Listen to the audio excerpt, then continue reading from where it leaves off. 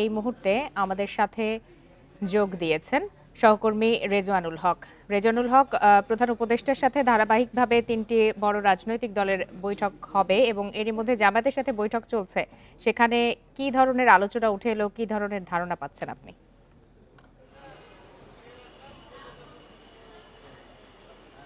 দেখুন, 4:30টার দিকে আসলে জামাতের সাথে এই বৈঠকটি শুরু হয়।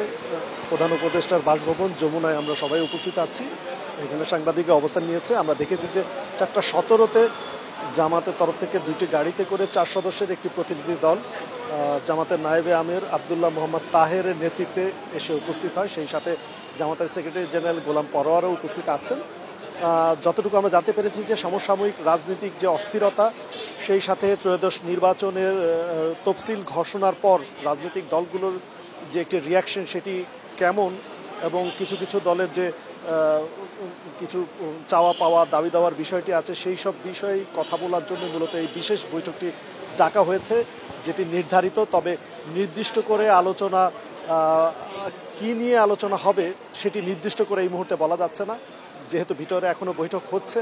বৈঠক শেষে জামায়াতের তরফ থেকে এখানে সাংবাদিকদের ব্রিফিং করা হবে, তখনই আমরা আসলে বলতে পারবো যে সুনির্দিষ্ট কি কি বিষয়ে ভিতরে আলোচনা হয়েছে। এর সাথে জানিয়ে রাখি যে 6:30টায় কিন্তু এনসিপির সাথে বৈঠকের কথা রয়েছে। একই সাথে বিএনপি কিন্তু তাদের যে বৈঠকটি আছে পূর্ব নির্ধারিত সেটি তারা রিশিডিউল করেছে, অর্থাৎ 3:30টা থেকে তারা 7:30টায় নিয়ে গেছে, যার কারণে জামাতের সাথে প্রথমে বৈঠকটি অনুষ্ঠিত হচ্ছে। আপনি জানেন যে বেশ কয়েকদিন ধরে কিন্তু দেশের রাজনৈতিক যে অস্থিরতা, সেই সাথে জাতীয় পার্টির কার্যালয় ভাঙচুরকে কেন্দ্র করে গণ অধিকার পরিষদের সভাপতি নুরুল হক নূরের উপরে আইনশৃঙ্খলা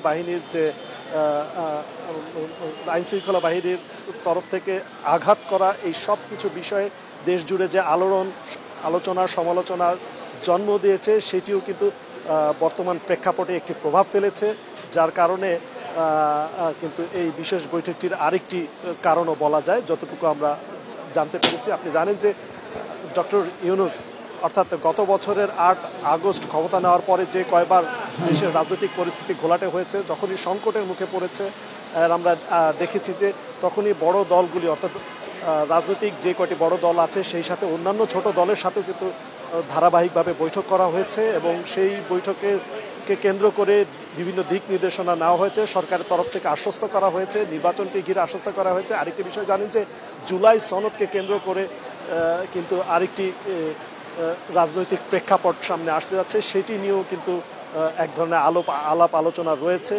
সেই সাথে তফসিল নির্বাচনের রোডম্যাপ ঘোষণা করা হয়েছে।